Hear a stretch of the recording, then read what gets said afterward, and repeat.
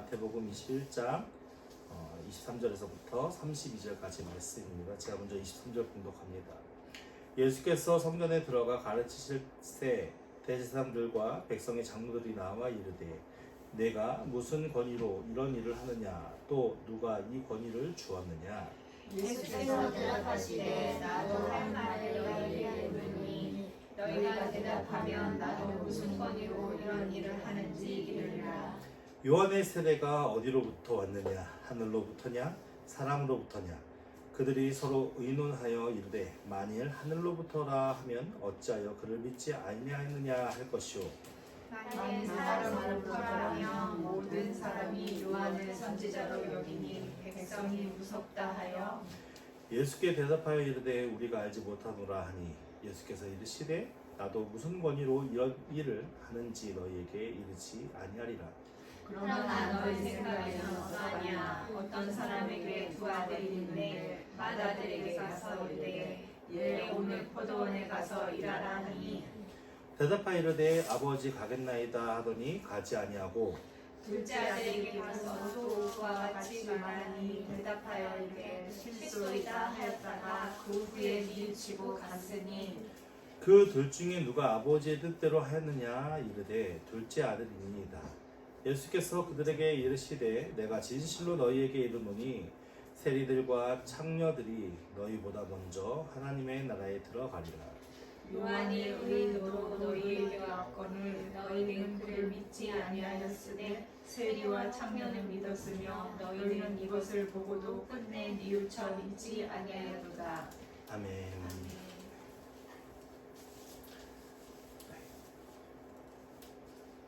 우리는 지난주에 어떤 말씀을 봤죠?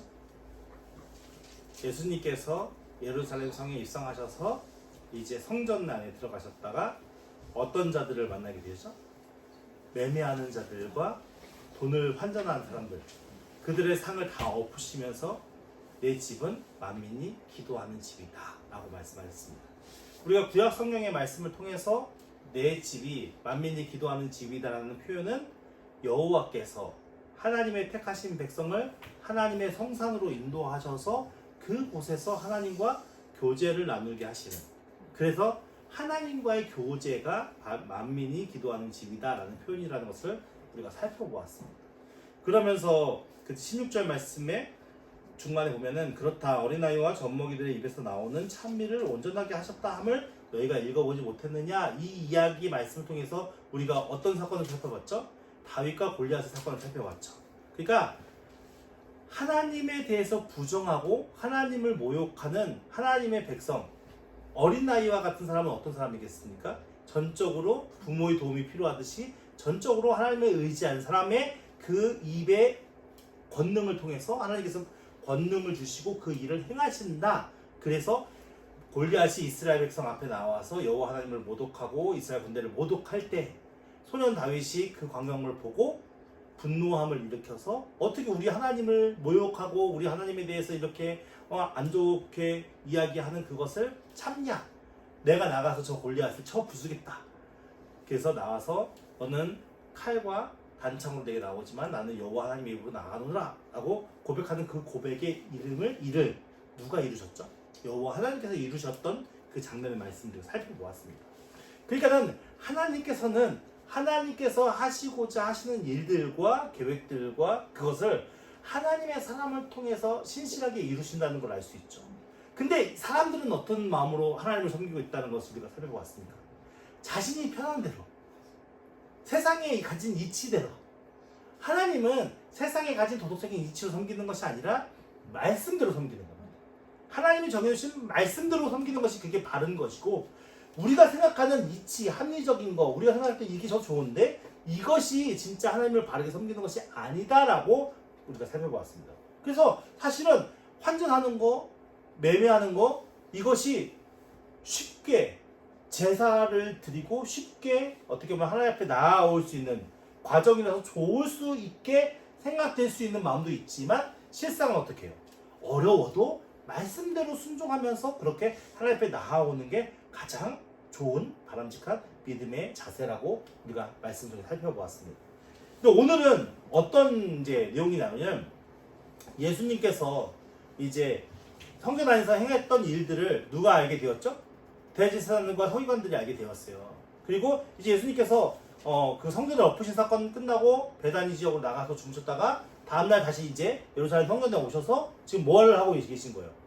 말씀을 가르치고 있어요. 그러니까 우리는 예수님이 하나님의 아들이고 메시아라는 걸 알고 있기 때문에 예수님께서 성전에 올라오셔서 말씀을 가르치시는 거 당연한 거죠. 좋은 거죠. 근데 대제사장들과 서기관들 입장에서는 어떻습니까? 아무것도 모르는, 아무것도 저기 내세울 게 없는, 어떻게 보면 나사렛의 어떤 시골의 촌뜨기가 와가지고 지금 사람들 앞에서 교육하고 있는 거예요. 그러니까 이게 말씀을 가르친다라는 의미는 어떤 의미를 갖고 있냐면은 오늘날 우리가 학교 선생님이 아이들을 가르치는 거와 똑같은 거예요. 이스라엘 문화 속에서. 우리 아이들을 아무 선생님한테 막 맡길 수 있습니까? 그렇지 않죠. 그러니까 여기서 이렇게 가르치신다는 표현 자체는 뭐냐면은 이스라엘 백성들을 모아놔서 가르치는데 이 당시에 사람들을 모아놓고 가르칠 수 있는 사람들은 어떤 사람들이라고 불렀죠? 우리가 흔히 아는 이스라엘 랍비들. 랍비라는 말이 선생님이라잖아요. 이 랍비들은 아무나 될 수 있는 게 아니었습니다. 교육을 받아야 되는 거예요. 그러니까 그 당시에 유명한 학파에 속해서 헬렐 학파하고 가발리엘 학파 여러 가지 학파들이 있었잖아요. 근데 그 학파들에 의해서 성경 교육을 받고 그 교육을 받은 인증이 있는 그런 어떤 공인된 사람들이 이제 이 가르치는 랍비의 일들을 행했단 말이에요. 오늘날 교사가 되기 위해서는 교대를 가고 또 이제 임용고시를 보고 거기서 통과된 사람이 교사의 자격증. 그러니까 자신의 자격을 세우기 위한 여러 가지 많은 스펙을 쌓는 것처럼 이 당시에도 가르치는 자가 되기 위해서는 어떤 자격의 조건들이 있었단 말이죠. 근데 예수님은 그런 자격의 과정을 겪었습니까? 안 겪었습니까? 그러니까는 이 대제사장들과 서기관들이 볼 때는 얘는 뭔데 와서 사람들을 가르쳐? 이거 위험한 거 아니야? 라고 생각할 수 있을까요? 없을까요? 있죠. 그러니까 그 동안에 예수님의 행적들을 쭉 보면서 바리새인들과 장로들, 대제사장들과 장로들이 예수님에 대해서 알았습니까? 몰랐습니까? 어느 정도 알고 있었죠. 왜냐하면 어떤 일을 한다더라, 뭘 행한다더라, 어떻게 한다더라 그런 소문들이 유대 지역에 전 지역에 퍼져 있었으니까. 그러니까 그런 일을 행하는 어떤 교육받지 않는 한 사람이 지금 막 와서 이런저런 기적도 행하고 백성들이 막 따르고 있는데 검증된 건 없고. 근데 오늘 지금 이제 예루살렘 성전 자신들의 어떻게 보면 자신들의 어떤 지역이잖아요. 예루살렘 성이라는 게 대제사장들과 장로들에게는 되게 중요한 그런 자리에 위치해 있는 거잖아요. 그 지역까지 와서 지금 가르치고 있는 거예요. 그러니까 이 대제사장들과 장로들의 입장에서 볼 때는 예수가 하는 행동은 되게 도전적이고 자기들에게 되게 어떤 자기네 자신들의 영역을 넘어서서 행하는 일로 비춰질 수 있는 거죠. 그러니까 당연히 이 대제사장들과 장로들은 우리가 생각하잖아요. 모르는 사람이 와서 강단에서 설교한다? 너는 도대체 뭔데 설교를 해? 이렇게 얘기하잖아요. 똑같은 거예요. 그러니까 너는 무슨 권위로 이런 일을 하냐? 누가 너에게 이런 권위를 주었냐? 그쵸? 너 교사 자격증 있어? 너 목사한테 받았어? 이거 지금 물어보는 거와 똑같은 거예요. 근데 이게 잘못됐다고 얘기할 수 있을까요? 이것을 묻는 것 자체는 그렇게 막 잘못됐다고 얘기할 수 없을 거예요. 근데 문제는 이들의 의도죠. 이들의 의도는 지금 뭡니까? 이 이야기를 하는 의도가 여러분들 이 말씀을 통해서 생각할 때 어떻게 비춰집니까? 약간 그런 거죠. 야, 네가 뭔데 성전에 와가지고 매매한 자들을 얻고 상을 왜 엎어? 네가 뭔데 지금 백성들 앞에서 가르치고 있어? 지금 이 얘기인 거예요. 그러니까 그냥 순수하게 어떻게 오셨습니까?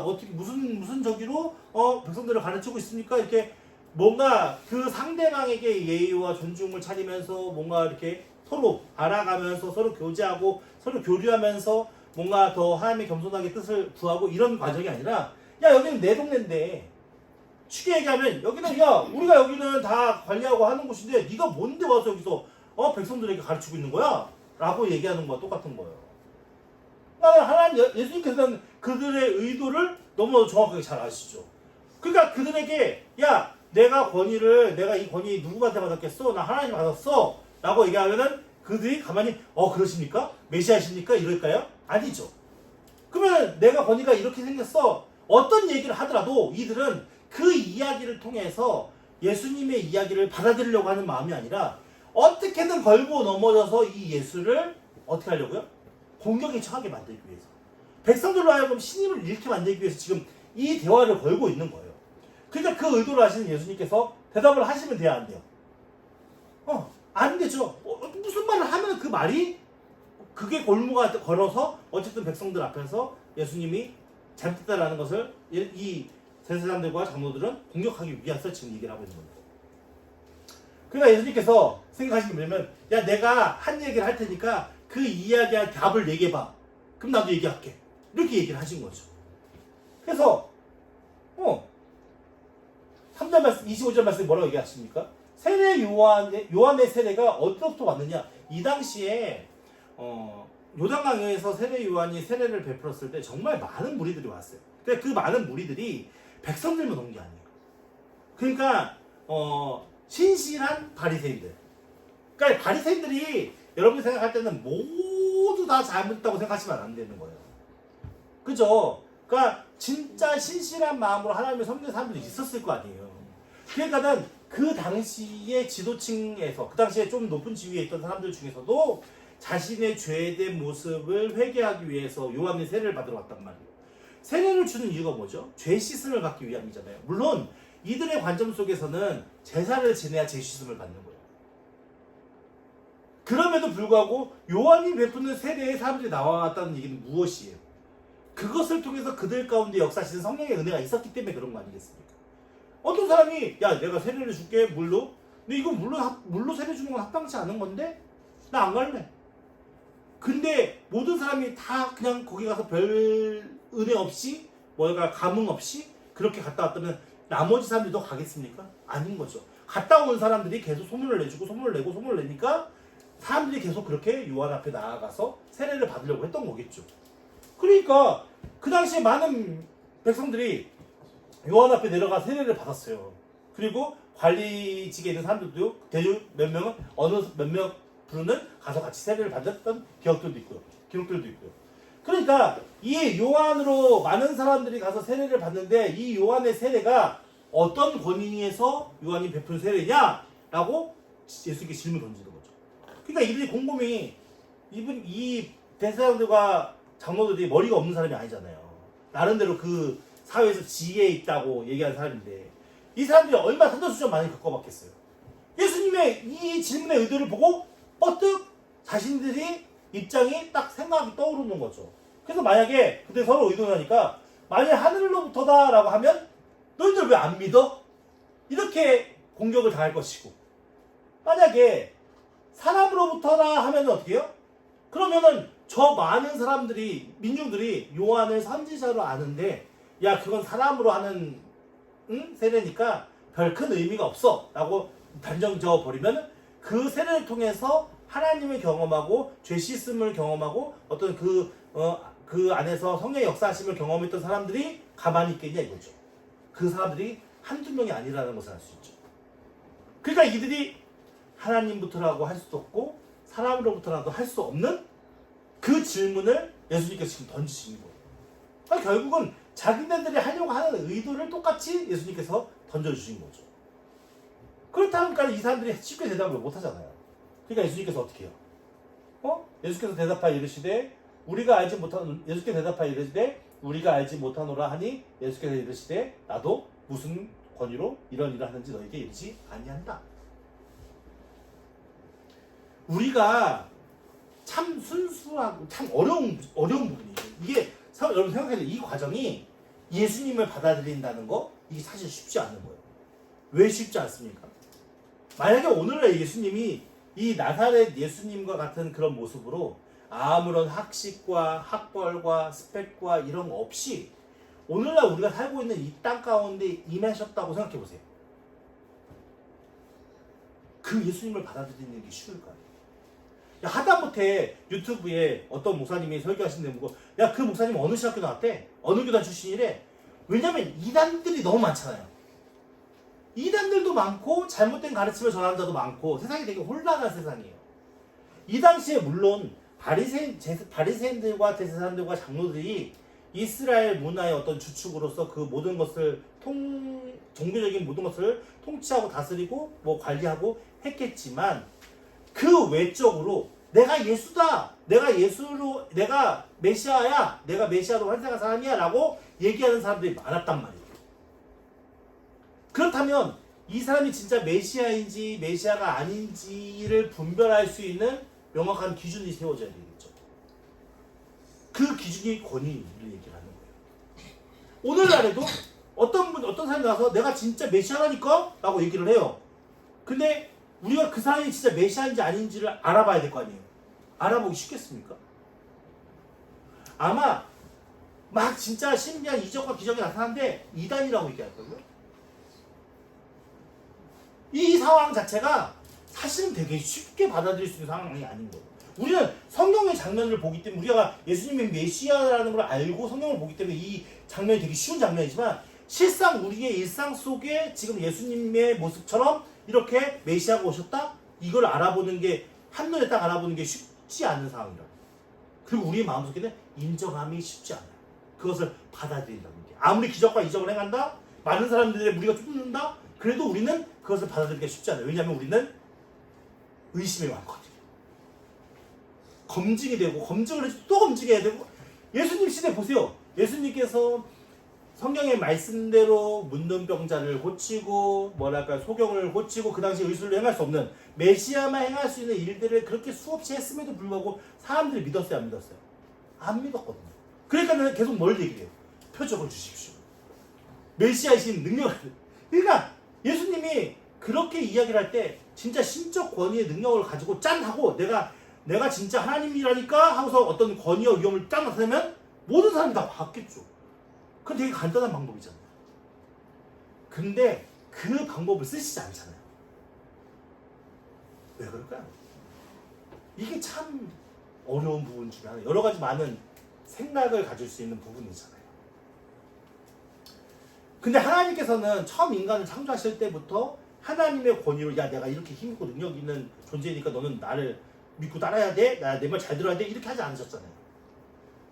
처음부터 하나님께서는 그냥 모든 자유와 모든 권한을 인간에게 주시고 그 속에서 하나님을 찬양하게 만들었어요.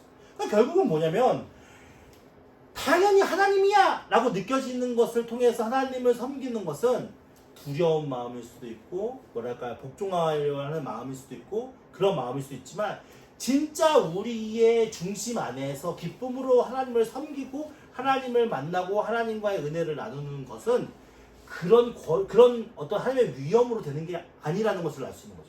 그러니까 하나님께서 그 방법을 취하지 않은 거죠.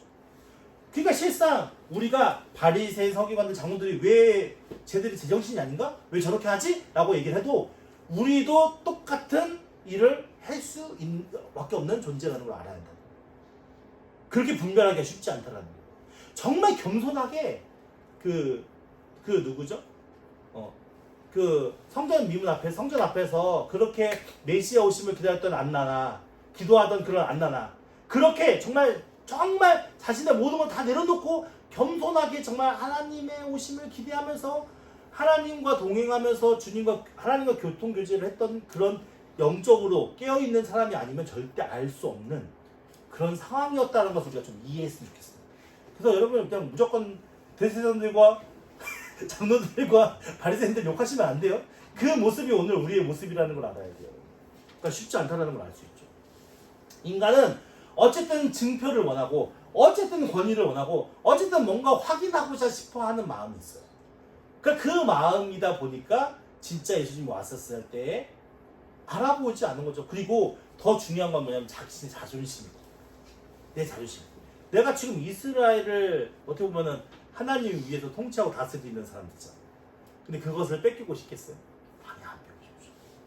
그러니까는 인간의 마음속에 있는 죄악된 마음들이 진짜 그런 모든 것들이 신실하게 내려지지 않으면 하나님의 은혜를 깨달아 알 수 없고 분별할 수 없다는 것이 우리 존재라는 것이 너무나도 확연하게 알아주는 거죠.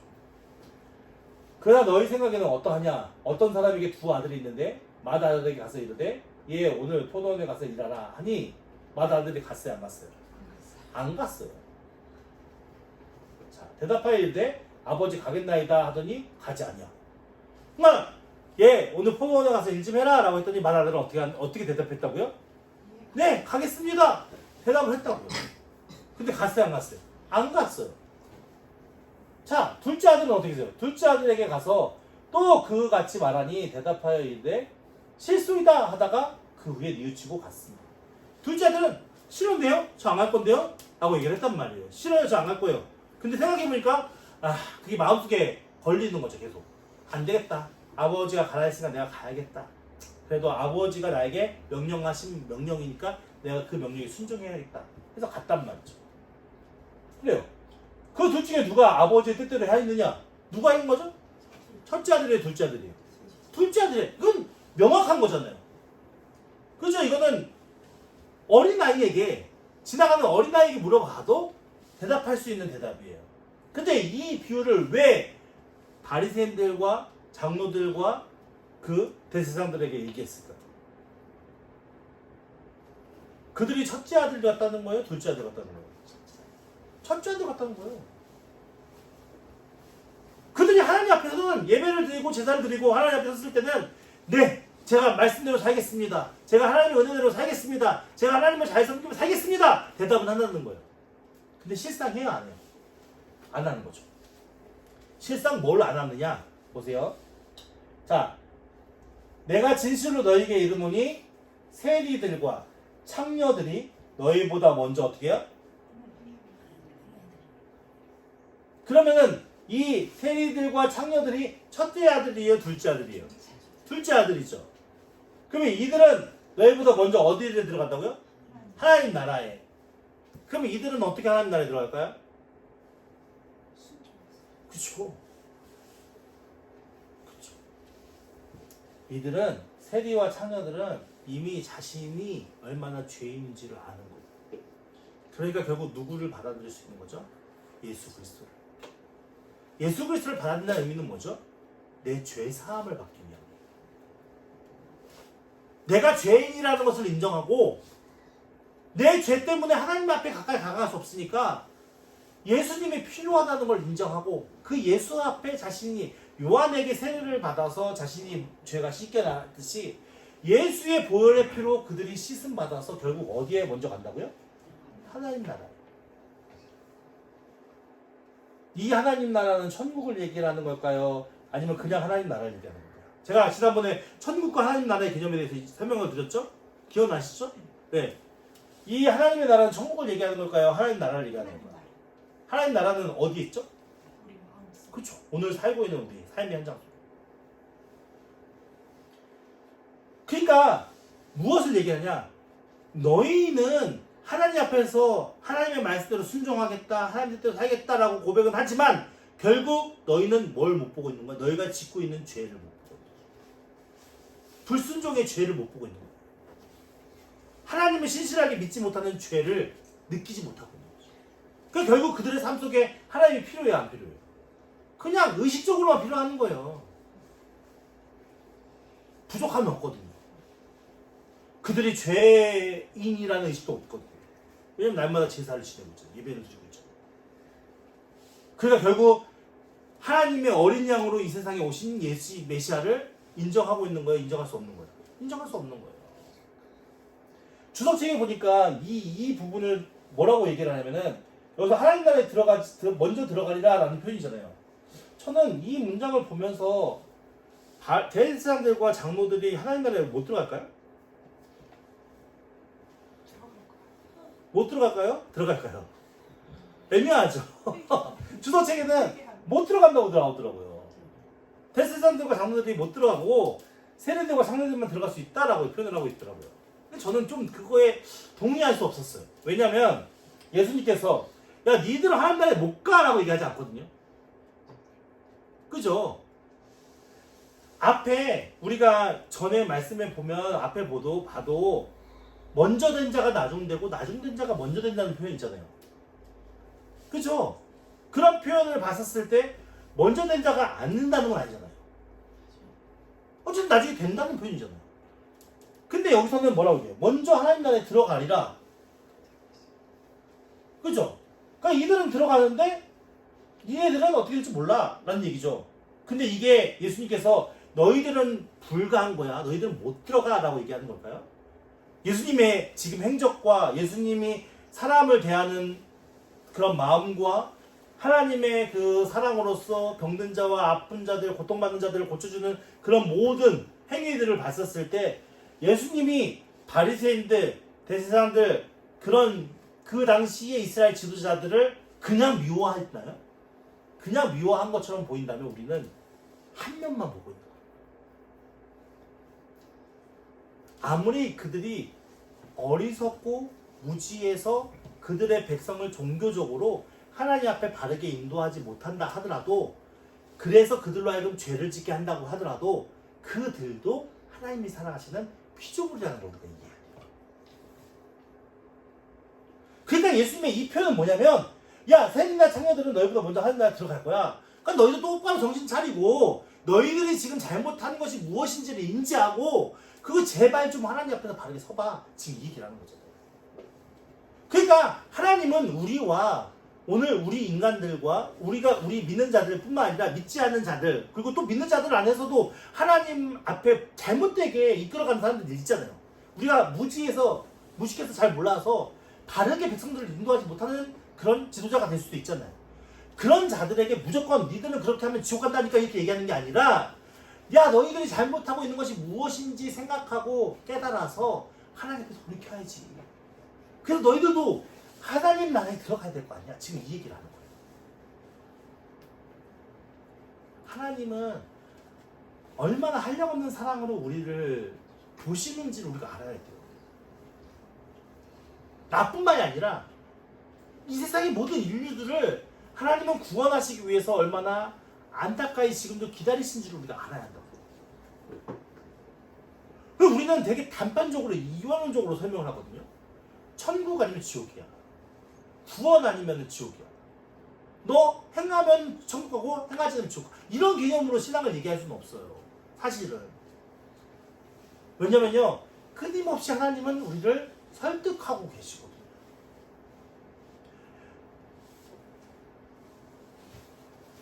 참 어려운 내용 중에 하나인데 우리가 이 말씀의 내용을 잘 묵상해 보면 사실 쉽지가 않아요.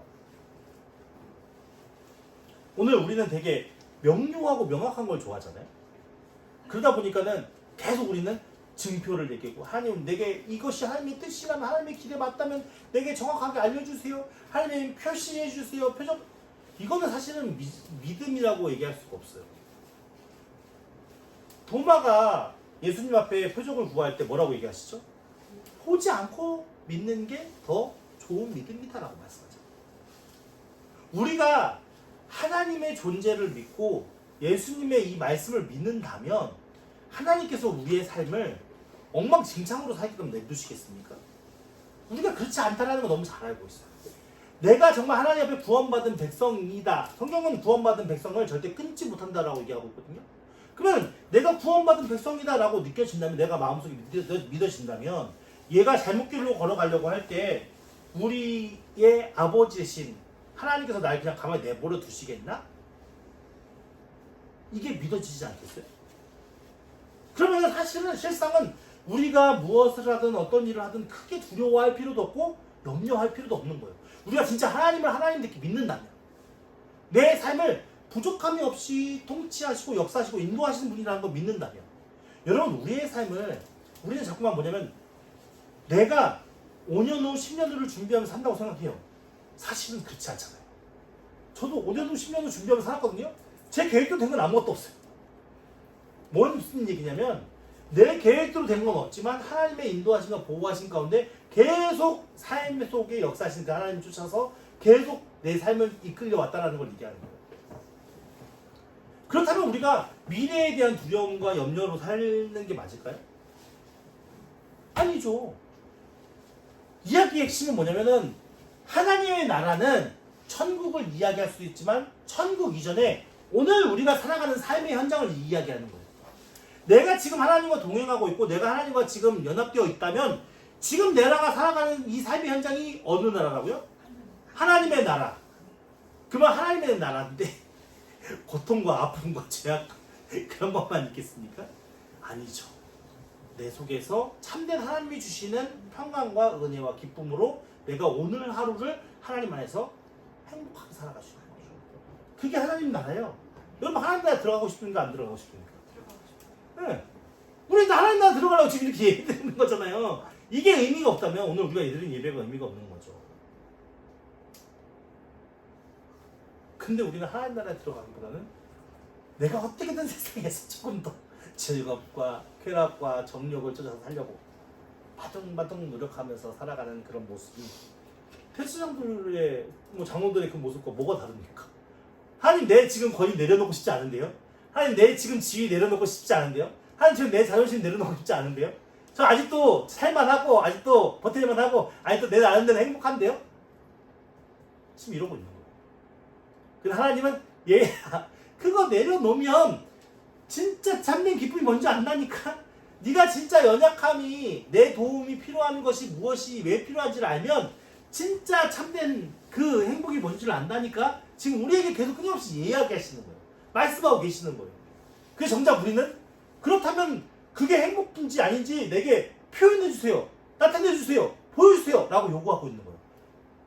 바리새인들과 장로들이 예수님 앞에 너가 지금 권위가 뭔데? 라고 얘기하는 것처럼 내가 지금 왜 너를 따라야 되는데 내가 왜 지금 네 말을 들어야 되는데 그것에 대한 권위를 듣고 싶어하는 것처럼 우리가 끊임없이 하나님 앞에 하나님 나라가 좋다면서요.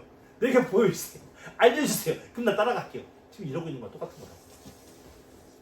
그거 얼마나 부지한 거. 이렇게까지 하는데도 안 된다고 이런 마음이 들 정도로 우리의 마음은 그렇다는 거예요. 요한이 의의 도로 너희에게 왔거늘 요한이 의의 도로 왔다는 이 표현이 무엇을 이야기하겠습니까? 세례 요한은 태어날 때부터 하나님이 정이 있습니까? 정하지 않았습니까? 정했죠. 그래서 메시아 오심을 준비하는 자로서 이미 사명을 받고 태어난 자잖아요. 이 세례 요한은 의의 도 하나님의 뜻에 맞는 그 도를 쫓아서 이 세상에 온 자예요. 그러니까 세례 요한이 너희에게 왔거늘 너희는 뭐라고요? 믿었어요? 믿지 않았어요? 세례 요한이 회개하라 천국이 가까이 왔다라고 하나님의 그 말씀의 도를 쫓아서 하나님의 의의 도를 쫓아서 왔어요. 그래서 깨짐없이 백성들에게 외쳤어요. 그리고 몇몇 백성들은 그 말씀에 죄책감을 느껴서 나와서 세례도 받았어요. 그렇게 했는데 결국 누가 믿지 않았어요? 그쵸? 그 무리의 지도자들 그들은 믿지 아니하였을 때 세리와 창녀는 믿었어요? 안 믿었어요? 믿었죠. 이게 핵심이라는 거예요. 그러니까 오늘 우리의 삶은 믿느냐 믿지 않느냐의 싸움인 거예요. 내가 하나님을 신실하게 믿느냐, 하나님이 나를 인도하시고 보호하시고 믿느냐, 아니면 믿지 않고 나는 끝까지 나는 세상의 방법대로 세상의 뜻대로 살아가겠다라고 작정을 하는 거냐, 이 싸움이라고. 너희는 이것을 보고도 끝내 어떻게 해요? 뉘우쳐 믿지 아니하리라. 얼마나 완악한 마음이면 알 수 있겠죠.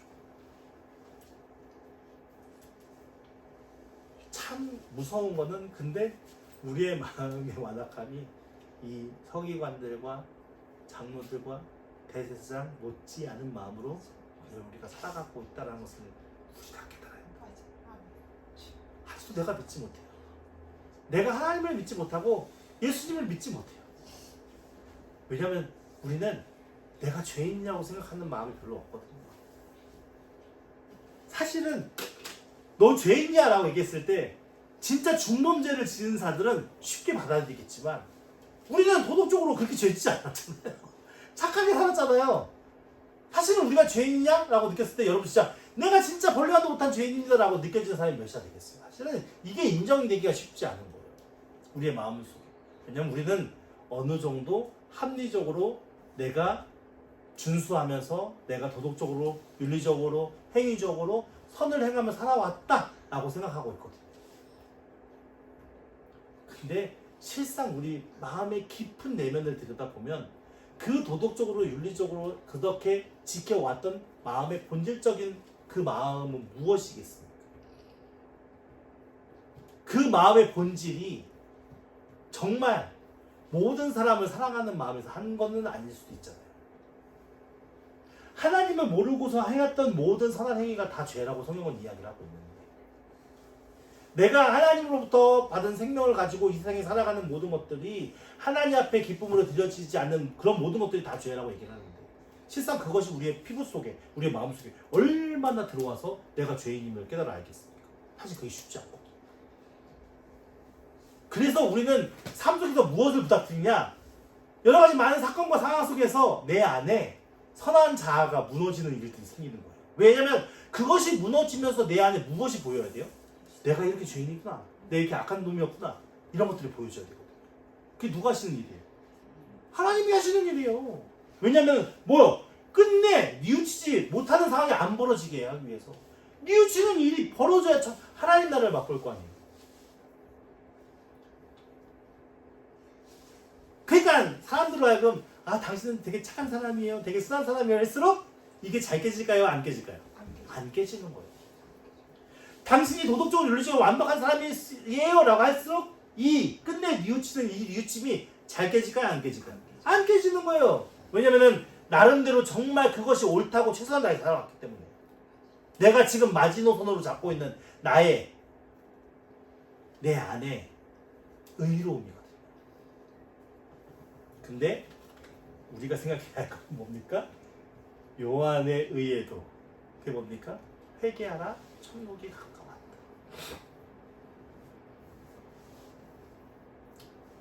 오늘 우리는 우리의 자존심과 우리의 어떤 쌓아놓은 성들을 다 무너뜨리고 이제는 끝내 뉘우쳐서 예수 그리스도를 믿는 자가 되기를 예수님으로 축원드립니다. 내가 죄인이고 내가 정말 완고한, 하나님을 대적했던 완고한 죄인임을 인정하고, 그리고 예수 그리스도 없이는 나의 인생이 정말 끝내 실패밖에 없구나 라는 것을 깨달아서 이제는 예수님으로 인해서 끝내 뉘우쳐서 하나님 나라, 그죠? 하나님의 나라에, 세리와 처녀들도 하나님 나라에 들어갔답니다. 우리가 진짜 하나님 나라를 경험하고 맛보면서 믿음으로 살아갈 수 있는 주의 백성들이 되어야겠죠. 사실은 좀 어렵습니다.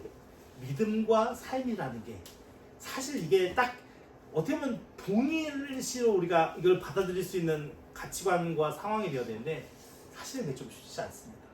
우리가 살아가는 삶 속에 많은 거짓된 표현과 행위들이 다른 사람에게 선하다라고 생각하면서 행동하는 것들도 많고, 내 자신을 포장하는 것도 많고, 관계 속에서 우리가 거짓으로 만들어놓은 것도 많기 때문에 오늘 우리는 하나님 앞에 진실된 마음으로 살아갈 수 있는 그러한 백성이 되기 위해서 노력하는 그런 자가 되기를 예수님으로 축원합니다.